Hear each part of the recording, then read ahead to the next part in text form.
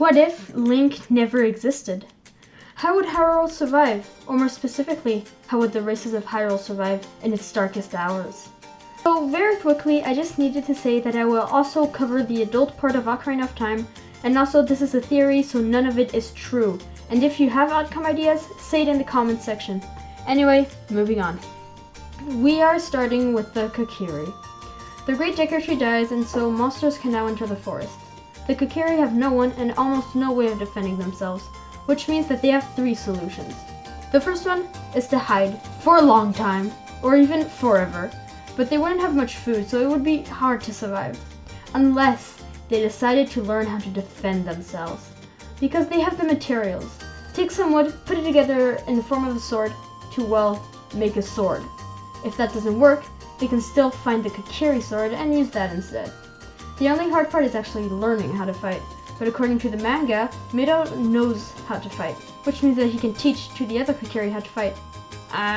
But like me, technically the manga aren't canon to the story. Well, wait. That is true. I guess they would find a way? I mean, Mido looks like he knows how to fight, just a bit. And they can just swing wildly and hope they hit their enemies. Just don't hit your friends. Anyway, their last solution is fleeing. But where could they go? The Gerudo Desert and Death Mountain can be crossed out already, because of the lack of soil to plant food, and I highly doubt Kokiri eat meat. Lake Hylia could be good. It has space for planting and water, but not many resources to build homes. These next 3 places rely on luck for it to work. Lon Lon Ranch, Kakariko Village, and Zora's Domain. They would have to be accepted for social housing, which is highly unlikely to happen. Zora's Domain is a bit different.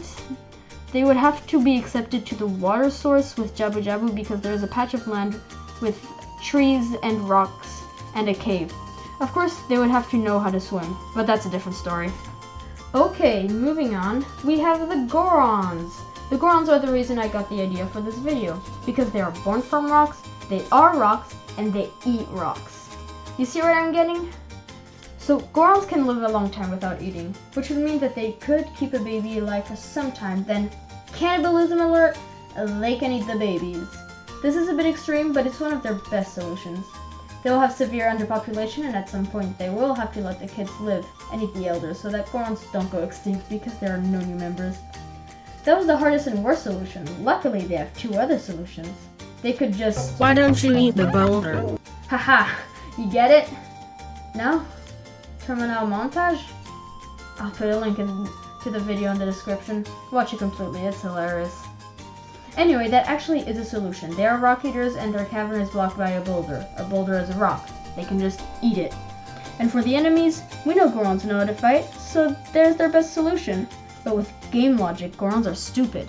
So here comes the last solution, which is the same as the last solution for the Kokiri, aka fleeing. Gorons need a completely different type of environment than the Kokiri. While Zora's Domain is interesting because it's basically made out of rocks and it's not too cold, but Zora's co-living with Gorons would probably not work very well. Lon Lon Ranch, Kakariko Village, and Hyrule Town Market can be forgotten because there is no rocks to eat in those areas. Lake Hylia falls in the same position as the previously mentioned areas, but there is some space and walls around the place made out of rocks. But the best place is the entrance to Gerudo Valley. It's big, it has rocks, and most importantly, the fact that there's a desert right next means that the temperature is warmer, less than Death Mountain, but still more than the other places mentioned.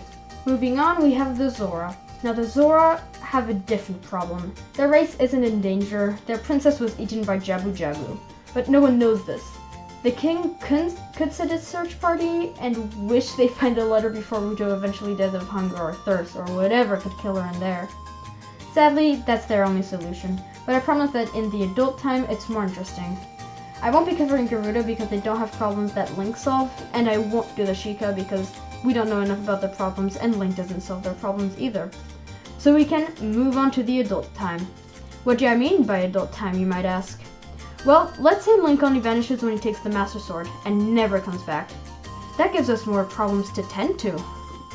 The Kokiri, though, are basically the same. They have the same problem, but they don't have the Kokiri sword because Link took it. The good part is that now the Highlands also need saving. Highlands are the easiest to save because they're the most adaptive of species of Hyrule. which means that they could be relocated anywhere. We know the soldiers can't fight off Ganondorf's army, so they can hide, but who knows how long that would last. Next, we have the Gorons again. This time they're in prison. All of them except one, the Goron named after Link. The Gorons have two solutions that don't apply to Darunia. The first one is that the Gorons in prison eat their way out, but how could that work? Well, we've already established that Gorons eat rocks, and their prison has one big flaw. They have walls made out of rocks. If the Gorons don't like the temple rocks, then they have a second solution that involves the Goron named Link.